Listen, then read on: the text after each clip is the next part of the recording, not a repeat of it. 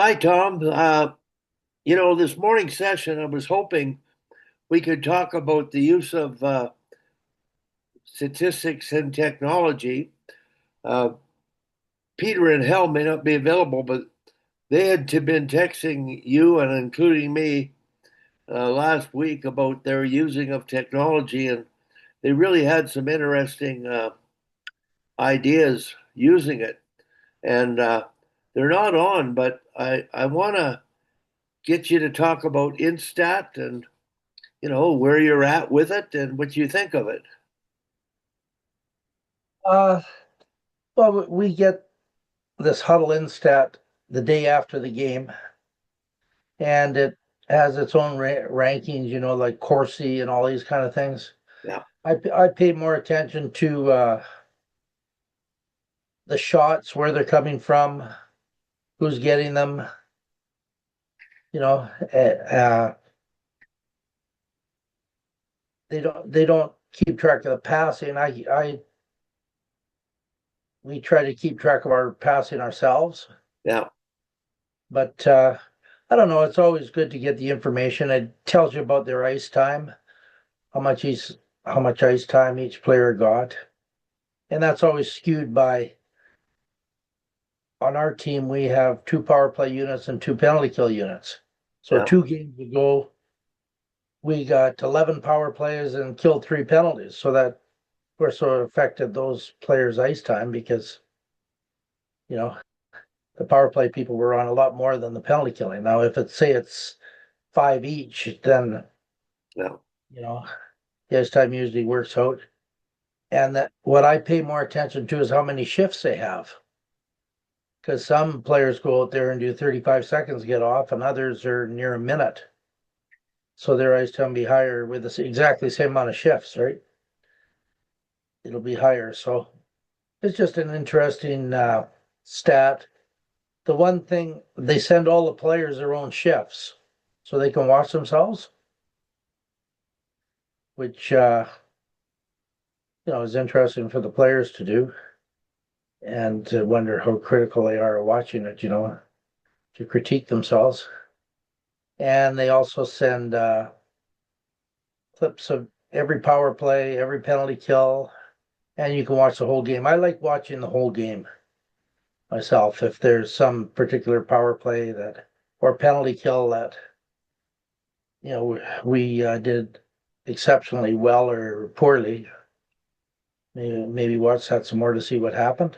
hmm, So it's a good tool to have, you know, and you can see trends, and then you put things in practice that you work on things.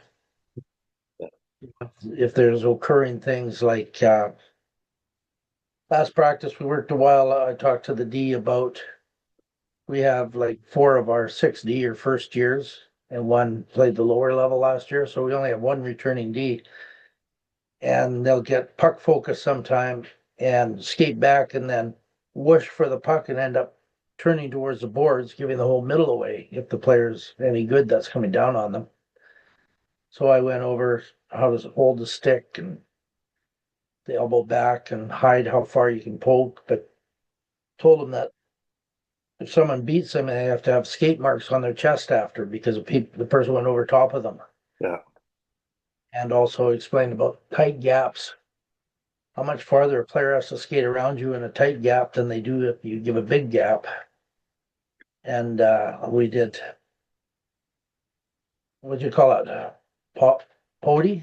We did the pody drill there, 1-on-1 and 2-on-1. yeah. And they did pretty good at the 1-on-1s. So it can help you in those kind of situations. And it's funny, like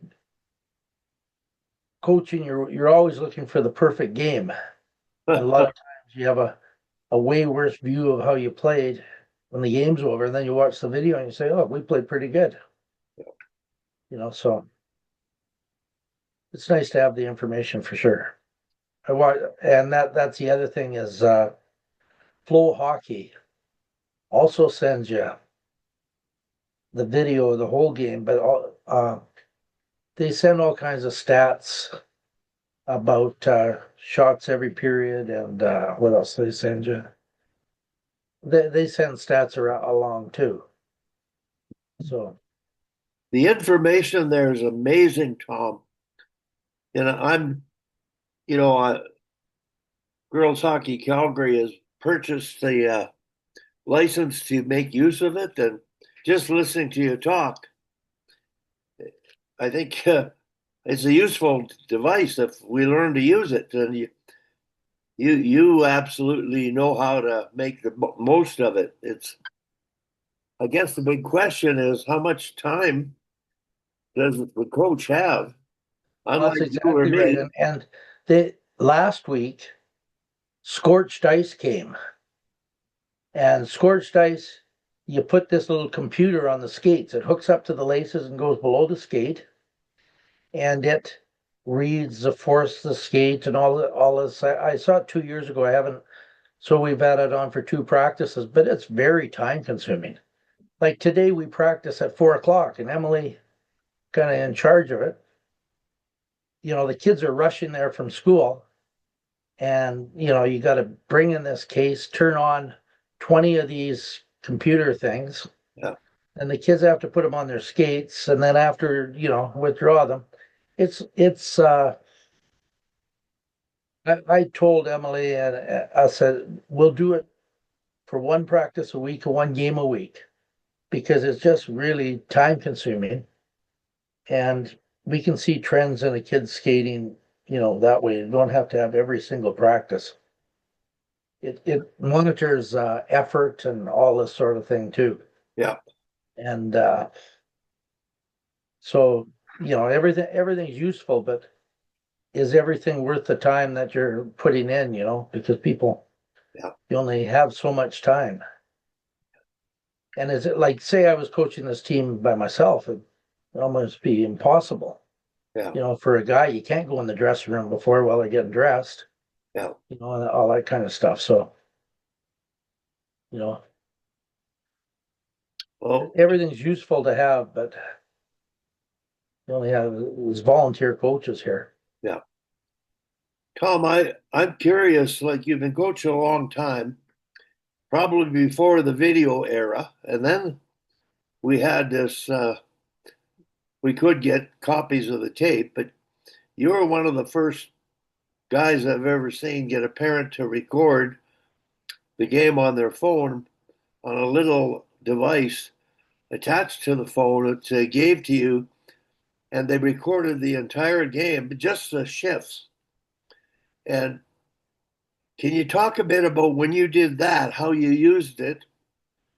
Uh, it did save you time because there was no break between whistles. It was just watching the shifts. But I thought that was amazing. And I never did purchase that device because I wasn't coaching to record games. But that's what you did when you were coaching. How long ago did you start that?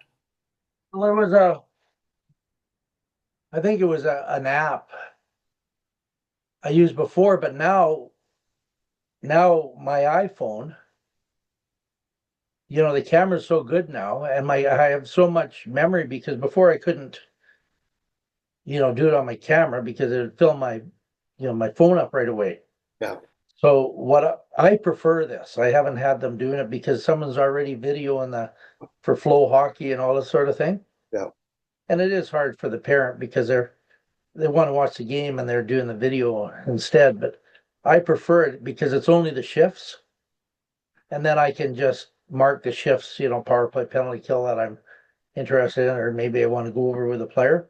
no, But the thing that it does, it on my phone, it goes to my OneDrive on my computer that I'm looking at right now, and all of the video on my phone goes to my OneDrive, and I can take that and you know make something out of it if I wanted to.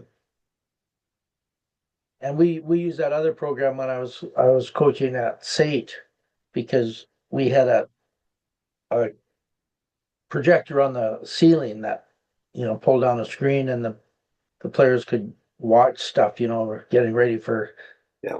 for the other, the other team's power play or what, all this kind of stuff. So, you know, again, it's how convenient it is. Yeah, You only have so much time and you only have, if I have someone do it on my iPad, it also goes onto my OneDrive. yeah. But, ever since they've been doing it, they're videoing anyway Yeah. for the Instat and this, but I prefer just to have the shifts instead of the whole, sitting there while the referees are Yeah. discussing Well, something happened. Tom, Craig Revac has joined us.